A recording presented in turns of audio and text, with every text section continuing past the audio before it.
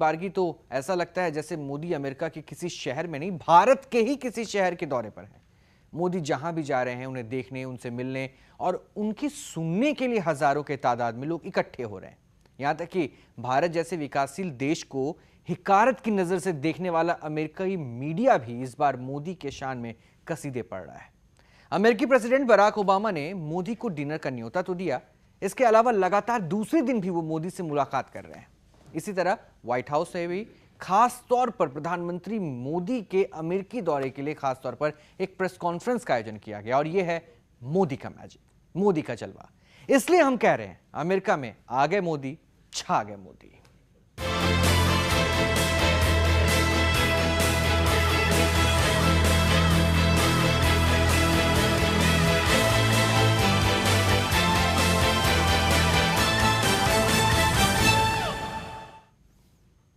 तो मोदी के अमेरिका दौरे से पर पहले 2 दिन तक अमेरिकी मीडिया ने खास तवज्जो नहीं दी, लेकिन मेडिसन स्क्वायर में जहां सिर्फ रॉक कंसर्ट में ही लोगों की भीड़ उमड़ती आई है, वहां पर जिस तरह मोदी का स्वागत हुआ और मोदी ने अपने भाषण के जरिए जिस तरह लोगों का दिल जीत लिया, उसके बाद अमेरिकी मीडिया भी मोदी की मुरीद हो गई।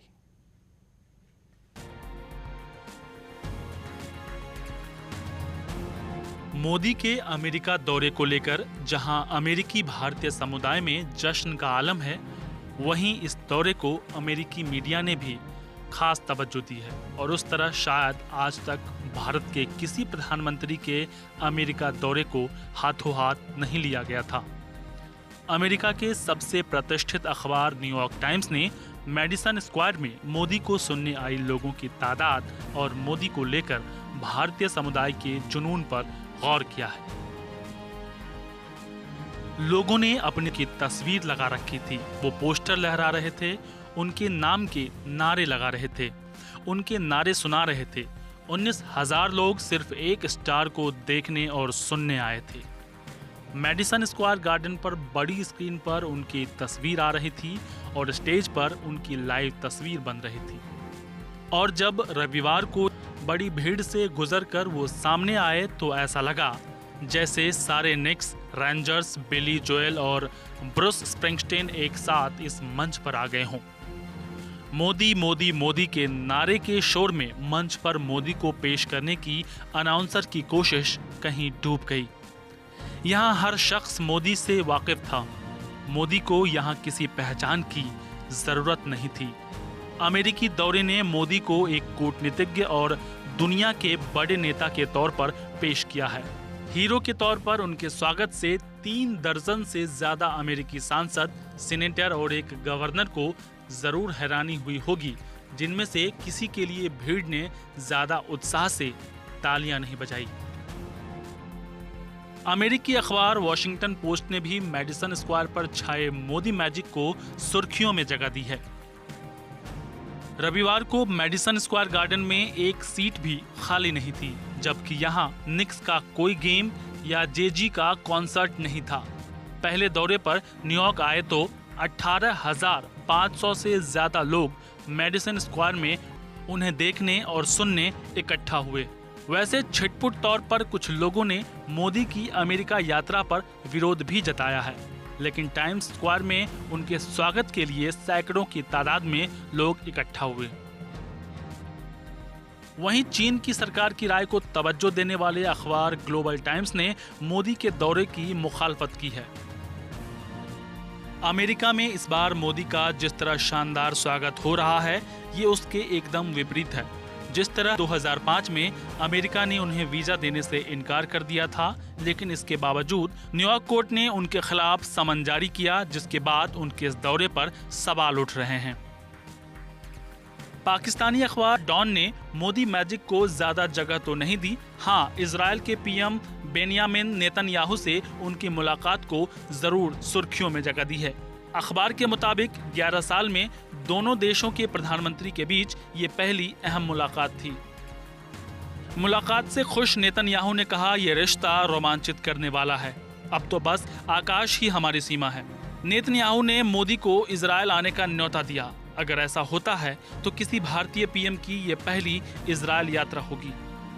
मोदी ने गर्व के साथ नेतन्याहू को बताया कि भारत दुनिया का अकेला देश है जहां यहूदियों को कभी सताया नहीं गया। इससे पहले 2003 में बीजेपी सरकार ने इजरायल के पीएम एरियल शोरन का स्वागत किया था, लेकिन इसके बाद आई कांग्रेस सरकार ने दोनों देशों के बीच उच्च स्तर की बातचीत को तवज्जो नहीं दी। हालांकि व्यापार और रक्षा संबंधी करार होते रहे। Bureau report, P7 news. तो मोदी के अमेरिकी दौरे में इस बार बहुत कुछ ऐसा हुआ जो आज तक पहले कभी नहीं हुआ। आमतौर पर यूएन जनरल असेंबली में आए विदेशी नेताओं से प्रेसिडेंट ओबामा व्हाइट हाउस में नहीं मिलते, लेकिन इस बार वो प्रधानमंत्री मोदी से मिल रहे हैं, वो भी 2 दिन में एक नहीं 2 बार। मोदी के अमेरिकी दौरे को अमेरिका कितना तवज्जो दे रहा है, इसे इस तरह से भी देख सकते हैं कि खासतौर पर प्रधानमंत्री मोदी के अमेरिका दौरे के लिए व्हाइट हाउस ने एक प्रेस कॉन्फ्रेंस भी रखा है। सवाल जवाब का सिलसिला शुरू होने से पहले व्हाइट हाउस के वरिष्ठ अधिकारियों ने प्रधानमंत्री मोदी के दौरे पर एक छोटा बयान दिया। सबसे पहले मैं आपको बताना चाहूंगा कि प्रेसिडेंट और फर्स्ट लेडी प्रधानमंत्री मोदी के वॉशिंगटन और व्हाइट हाउस के दौरे को लेकर बेहद रोमांचित हैं। हम मानते हैं कि दोनों देशों के लिए ये एक ऐतिहासिक मौका है। हमने इस दौरे के लिए खास तैयारियां भी की हैं। अमेरिकी कैबिनेट के कई मंत्री जैसे विदेश मंत्री, व्यापार मंत्री और रक्षा मंत्री ने इस वास्ते दिल्ली का दौरा किया। प्रधानमंत्री मोदी प्रेसिडेंट ओबामा के न्योते पर ब्लेयर हाउस में ठहरेंगे, जो व्हाइट हाउस के बिल्कुल सामने है। सोमवार को प्रेसिडेंट बराक ओबामा ने प्रधानमंत्री मोदी के सम्मान में डिनर रखा है। इसके बाद मंगलवार को व्हाइट हाउस के ओवल ऑफिस में दोनों नेताओं के बीच बातचीत होगी। इस मुलाकात के बाद वाइस प्रेसिडेंट और विदेश मंत्री ने भी प्रधानमंत्री मोदी के सम्मान में लंच का आयोजन किया है। इसके बाद सवालों की बारी आई। पहला सवाल, प्रधानमंत्री मोदी के साथ अमेरिका की बातचीत में ज्यादा जोर आपसी मुद्दों पर होगा या कि बहुपक्षीय मुद्दे जैसे कि WTO पर? क्या इस बातचीत से आपको व्यापार में सहूलियतों पर किसी बड़ी रियायत की उम्मीद है? अमेरिकी अधिकारी, आपसी व्यापार के मुद्दे पर हम भारतीय अधिकारियों के साथ लगातार संपर्क में हैं। हमें उम्मीद है कि दोनों देशों के बीच व्यापार को बढ़ावा देने पर सार्थक बातचीत होगी। भारत में अमेरिकी निवेश को लेकर आ रही दुश्वारियों पर भी बातचीत होगी। तो इसके साथ ही WTO के तहत व्यापार की सहूलियतों पर भी बातचीत होने की उम्मीद हम कर सकते हैं। लेकिन फूड सिक्योरिटी को लेकर भारत की चिंताओं की भी हम अनदेखी नहीं कर सकते। सवाल, इस समिट में आप ठोस तौर पर क्या हासिल करने की उम्मीद करते हैं? जवाब, बातचीत के केंद्र में रक्षा और सुरक्षा का मुद्दा रहेगा, लेकिन साफ ऊर्जा, साइंस, स्पेस रिसर्च को लेकर सहयोग होने की भी उम्मीद है। लेकिन जाहिर है इस बातचीत में कुछ ऐसी बातें भी होंगी जो सिर्फ दोनों नेता ही जानते हैं, जिसके बारे में अभी कुछ भी कहना शायद ठीक नहीं होगा। सवाल, मेरे 2 सवाल हैं। पहला ये कि प्रेसिडेंट ओबामा और प्रधानमंत्री मोदी के बीच रिश्ते को लेकर आप क्या कहेंगे, ये देखते हुए कि इन दोनों के बीच ये पहली मुलाकात है। और दूसरा ये कि अगर प्रधानमंत्री मोदी उपवास पर है तो ऐसे में व्हाइट हाउस का उनके सम्मान में डिनर रखने का क्या मतलब है? जवाब, जहां तक रिश्ते की बात है तो दोनों देशों के बीच ये पहली मुलाकात है। जाहिर है रिश्ता बनाने और उसे मजबूत करने, आगे बढ़ाने का ये बेहतरीन मौका है। वैसे मई में जब भारत में चुनाव के नतीजे आए थे तब प्रेसिडेंट ओबामा ने प्रधानमंत्री मोदी को फोन कॉल कर बधाई दी थी और दोनों के बीच दोस्ताना माहौल में सार्थक बात हुई थी। उपवास की बात करें तो व्हाइट हाउस में जब भी किसी देश के नेता आते हैं तो हम उनकी जरूरतों और इच्छाओं का पूरा सम्मान करते हैं। यानी प्रधानमंत्री तो उपवास पर रहेंगे, लेकिन बाकी कार्यक्रम उसी तरह जारी रहेंगे जैसे पहले तय किया गया था। सवाल, न्यूयॉर्क में एक कोर्ट ने प्रधानमंत्री को समन जारी किया है। ऐसे में आप इस स्थिति को कैसे संभालेंगे? जवाब, न्यूयॉर्क के फेडरल डिस्ट्रिक्ट कोर्ट में जारी केस को लेकर हम बयान नहीं दे सकते, लेकिन ये जरूर कह सकता हूं कि हमारे यहाँ के कानून के मुताबिक राष्ट्राध्यक्षों को अमेरिका की अदालतों में चल रहे मुकदमों में पूरी तरह संरक्षा हासिल होती है। यानी उन्हें व्यक्तिगत तौर पर किसी मुकदमे से जुड़े कागजात सौंपे नहीं जा सकते। इसके अलावा ये मामला न्यूयॉर्क का है और जहां यूएन जनरल असेंबली की मीटिंग में आए राष्ट्राध्यक्षों को अंतर्राष्ट्रीय करार के तहत हर तरह के मुकदमे से पूरी तरह सुरक्षा हासिल है। सवाल, पश्चिम एशिया में ISIS के खिलाफ जारी जंग में क्या प्रेसिडेंट ओबामा प्रधानमंत्री मोदी से किसी मदद की उम्मीद कर सकते हैं? जवाब, प्रेसिडेंट ओबामा मानते हैं कि ISIS के खिलाफ जंग सिर्फ अमेरिका की जंग नहीं है, इस जंग में दुनिया के हर देश को शामिल होना चाहिए। दहशत के खिलाफ जंग में भारत हमारा बेहद अहम सहयोगी है। लिहाजा प्रेसिडेंट ओबामा, विदेश सचिव कैरी की प्रधानमंत्री मोदी से मुलाकात में ये मुद्दा उठाए जाने की पूरी उम्मीद है। सवाल: प्रधानमंत्री मोदी का एक लेख एक अमेरिकी अखबार में छपा है। इस लेख में उन्होंने मेक इन इंडिया की बात कही है। क्या ये प्रेसिडेंट ओबामा के मेड इन अमेरिका के खिलाफ जाता नहीं दिखता? जवाब: हम प्रधानमंत्री मोदी के लेख का स्वागत करते हैं। इस लेख में उन्होंने अमेरिकी कंपनियों और अमेरिकी टेक्नोलॉजी के साथ साझेदारी की बात कही है। बीते एक दशक में दोनों देशों के बीच का व्यापार बढ़कर $100 बिलियन के करीब हो गया है और कोई वजह नहीं है कि अगले चंद सालों में इसमें 5 गुना इजाफा नहीं हो। Bureau report, P7 news. तो इसमें दो राय नहीं है कि नरेंद्र मोदी की अमेरिकी यात्रा कई मायनों में अहम है, लेकिन दोनों देशों के बीच कई ऐसे मुद्दे भी हैं जो दोनों देशों के बीच तलखी पैदा करते हैं। पिछले कुछ वर्षों में बीजेपी की जासूसी करने के मसले से लेकर भारतीय राजनीतिक देवयानी खोब्रागड़े की गिरफ्तारी का मसला दोनों देशों के बीच रिश्तों में तलखी पैदा करता रहा है।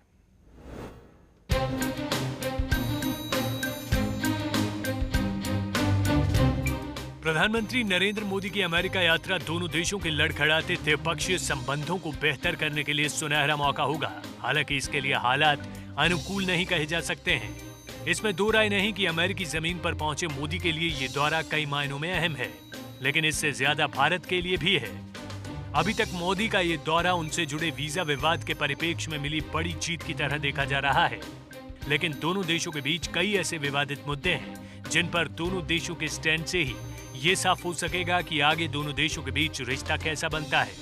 क्योंकि पिछले कुछ वर्षों से भारत अमेरिका रिश्ते में सबसे ज्यादा खटास आई है और तमाम ऐसे विवादित मुद्दे रहे हैं जिस पर साफगोई से बातचीत ही भारत अमेरिका संबंध की आगे की राह तय करेगा। हाल के वर्षों में जिन मुद्दों के चलते भारत और अमेरिका के रिश्तों में खटास आई थी, उसमें सबसे पहले मसला आता है 4 साल पहले अमेरिकी सुरक्षा एजेंसी की तरफ से बीजेपी की जासूसी कराने का।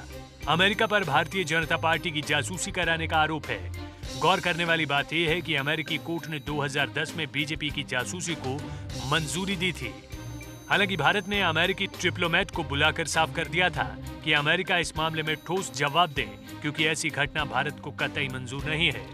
इसके बाद मामला आता है अमेरिका में पूर्व राजनयिक देवयानी खोब्रागड़े के साथ न्यूयॉर्क में कथित फर्जी वीजा मामले में हुई बदसलूकी का। भारतीय राजनयिक देवयानी खोब्रागड़े की अमेरिका में गिरफ्तारी से दोनों देशों में काफी तलखी बढ़ गई थी। इसके अलावा अमेरिका का ज्यादा झुकाव पाकिस्तान की ओर होना या दिखाना भी दोनों देशों के रिश्तों में खटास पैदा करता रहा है। यही नहीं, अमेरिका अफगानिस्तान में भारत की अनदेखी करता आया है, जो दोनों देशों के बीच रिश्तों में तलखी को बढ़ाता रहा है। अलावा इसके संयुक्त राष्ट्र सुरक्षा परिषद में भारत की स्थायी सदस्यता को लेकर भारत की दावेदारी का मसला भी दोनों देशों के बीच के रिश्तों को सहज नहीं होने देता है। गौर करने वाली बात यह है कि 2010 में बराक ओबामा ने कहा था कि संयुक्त राष्ट्र में भारत की स्थायी सदस्यता के लिए वो भारत का समर्थन करेंगे।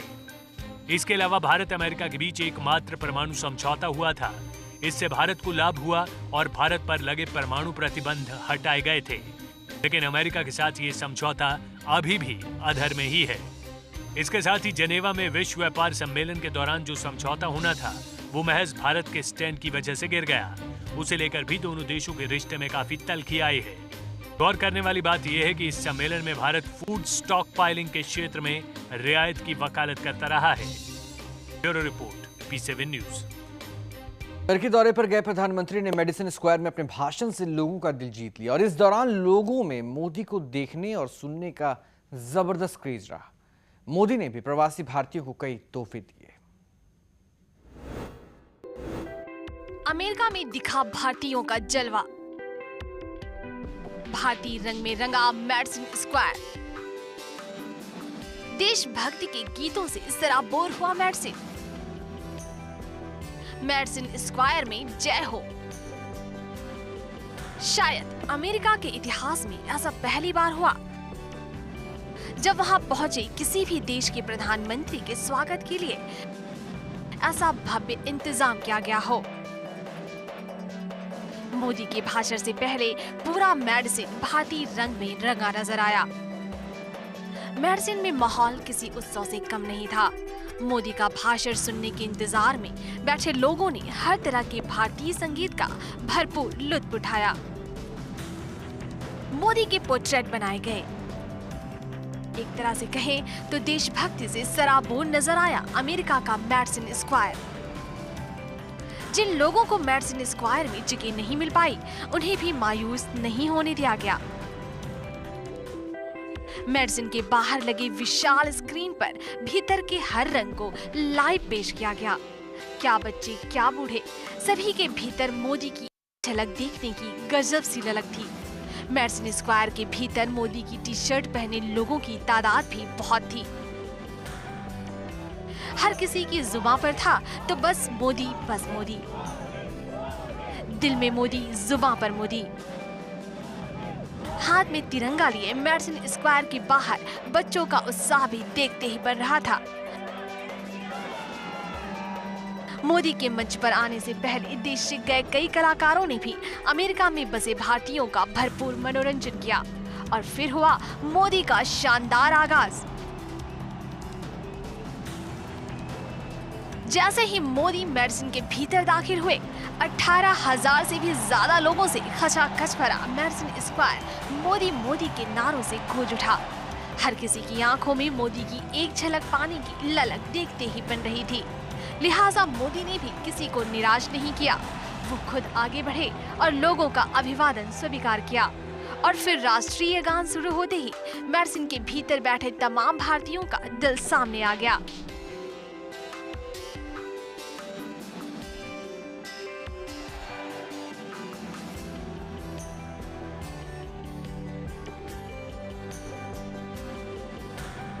बहरहाल अमेरिका के दौरे पर गए किसी भी भारतीय प्रधानमंत्री के लिए ये सबसे बड़ा गर्व का मौका था, जब विदेशों में बसे भारतीयों ने अपने पीएम का दिल खोलकर इस्तकबाल किया और पीएम मोदी ने भी उसे दिल से कबूल किया। Bureau report, P7 news, Delhi.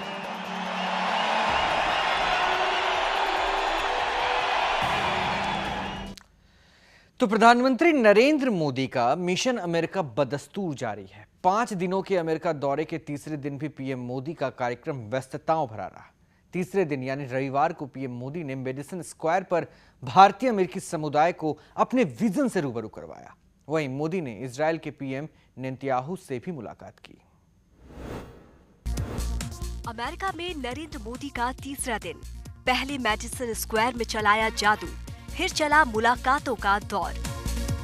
America की यात्रा के दौरान प्रधानमंत्री नरेंद्र मोदी का तीसरा दिन रविवार यानी 28 सितंबर बेहद व्यस्तताओं से भरा रहा। न्यूयॉर्क के ऐतिहासिक मैडिसन स्क्वायर पर भारतीय अमेरिकी समुदाय का दिल जीतने के बाद प्रधानमंत्री मोदी इजरायल के प्रधानमंत्री बेंजामिन नेतन्याहू से मिले। दोनों नेताओं के बीच मुलाकात का ये दौर करीब आधे घंटे का रहा। इस दौरान दोनों नेताओं ने द्विपक्षीय और अंतर्राष्ट्रीय मुद्दों पर चर्चा तो की ही, नेतन्याहू ने मोदी को इजरायल आने का न्योता भी दिया। Israeli Prime Minister did extend an invitation to Prime Minister to visit Israel at an early date because he said that he had visited in his earlier capacity as Chief Minister, but he would hope that he could visit as Prime Minister. Prime Minister has said that he has taken note of it, and this will be discussed further through diplomatic channels. ये कोई पहला मौका नहीं था जब मोदी और Netanyahu के बीच मुलाकात हो रही हो। इससे पहले बतौर सीएम मोदी अपने इजरायल दौरे के दौरान नेतन्याहू से मुलाकात कर चुके थे। इजरायली पीएम से मिलने के बाद भी पीएम मोदी का मुलाकातों का दौर जारी रहा। मोदी अमेरिकी कांग्रेस में एकमात्र हिंदू सांसद तुलसी गेबार्ड से भी मुलाकात की, जहां गेबार्ड ने जिंजर फ्लावर की माला पहनाकर उनका स्वागत किया। गेबार्ड ने पीएम मोदी को गीता भी भेंट की। Discussions with Congresswoman Gabbard was largely related to her own interest in India. She in fact presented Prime Minister a Gita, which she said was something that she had sworn when she had been sworn into the US House of Representatives. She had taken oath on the Gita and she wanted to present that Gita to Prime Minister.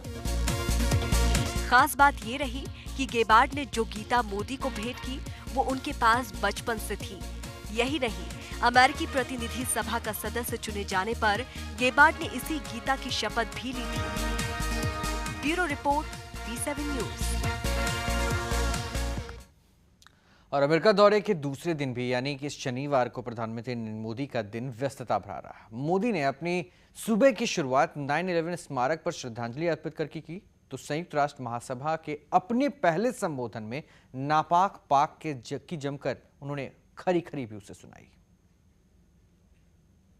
America में मोदी दौरे का दूसरा दिन, 9/11 स्मारक पर श्रद्धांजलि, UN में नमो मंत्र, पाक को सुनाई खरी खरी। प्रधानमंत्री बनने के बाद नरेंद्र मोदी विदेश यात्रा पर जहां कहीं भी जा रहे हैं, उनका स्वागत गर्मजोशी के साथ हो रहा है। उनके अमेरिका पहुंचने पर पहले दिन ऐसी ही तस्वीर सामने आई थी।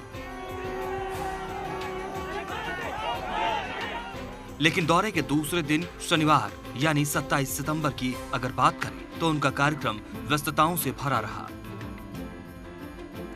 प्रधानमंत्री मोदी ने अमेरिका दौरे के दूसरे दिन की शुरुआत न्यूयॉर्क के ग्राउंड जीरो मेमोरियल जाकर की, जहां उन्होंने 9/11 के आतंकी हमले में मारे गए लोगों को अपनी श्रद्धा सुमन दी।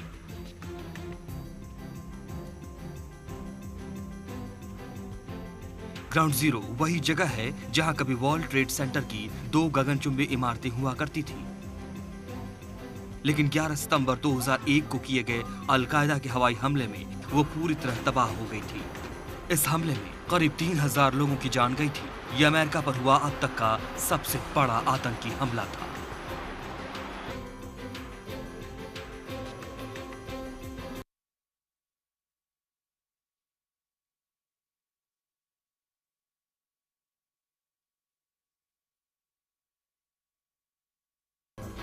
इस मुलाकात के दौरान दोनों नेताओं ने आतंकवाद, जलवायु परिवर्तन समेत कई मुद्दों पर बातचीत की। फिर मोदी ने संयुक्त राष्ट्र महासभा के 68वें सत्र को संबोधित किया। खास बात ये रही कि पूर्व प्रधानमंत्री अटल बिहारी वाजपेयी की तरह मोदी ने भी महासभा में हिंदी में ही अपना भाषण दिया। भारत एक देश है जिसकी वेद काल से परंपरा वसुधैव कुटुंबकम की रही है। भारत एक देश है जहां प्रकृति के साथ संवाद, प्रकृति से कभी संघर्ष नहीं, ये भारत के जीवन का हिस्सा है। अपने भाषण के दौरान प्रधानमंत्री मोदी ने यूएन में कश्मीर मुद्दा उठाने को लेकर पड़ोसी मुल्क पाकिस्तान को करारा जवाब देते हुए जमकर खरी खोटी सुनाई। मैं पाकिस्तान से मित्रता और सहयोग बढ़ाने के लिए पूरी गंभीरता से शांतिपूर्ण वातावरण में बिना आतंक के साये के साथ द्विपक्षीय वार्ता करना चाहता हूं। पाकिस्तान का भी यह दायित्व है कि उपयुक्त वातावरण बनाएं और गंभीरता से द्विपक्षीय बातचीत के लिए सामने आए। और इस मंच पर बात उठाने से समाधान के प्रयास कितने सफल होंगे, इस पर कईयों को शक है। बहुत बहुत आभार, धन्यवाद। न्यूयॉर्क दौरे पर प्रधानमंत्री मोदी पड़ोसियों से भी बेहतर संबंध बनाने में जुटे हैं। न्यूयॉर्क में शनिवार को उन्होंने सबसे पहले श्रीलंका के राष्ट्रपति महिंदा राजपक्षे से मुलाकात की। 30 मिनट की इस मुलाकात में दोनों नेताओं ने द्विपक्षीय और क्षेत्रीय समेत कई अहम मुद्दों पर बातचीत की।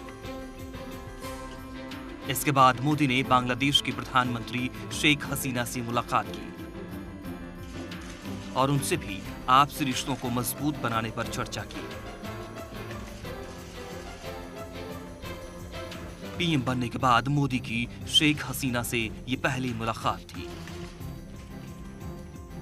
प्रधानमंत्री ने बाद में नेपाल के प्रधानमंत्री सुशील कोइराला से मुलाकात की और नेपाल के साथ सहयोग बढ़ाने पर चर्चा की। फिर मोदी न्यूयॉर्क के ऐतिहासिक सेंट्रल पार्क में आयोजित ग्लोबल सिटीजन फेस्टिवल पहुंचे। यहां हॉलीवुड स्टार ह्यू जैकमैन ने उनका गर्मजोशी से स्वागत किया। यहाँ मोदी का जादू लोगों के सिर चढ़कर बोल रहा था। यहाँ मोदी बिल्कुल अलग अंदाज में नजर आए। You are having a good time. नमस्ते। संयुक्त राष्ट्र सभा में पीएम हिंदी में बोले तो सेंट्रल पार्क के रॉक शो में अंग्रेजी में अमेरिकी युवाओं को रिझाने की कोशिश की। What you do today will decide our tomorrow. Central park में पीएम अंग्रेजी में बोले, लेकिन अपना भाषण खत्म करते हुए उन्होंने संस्कृत का एक श्लोक सुनाते हुए उसके मायने भी समझाए।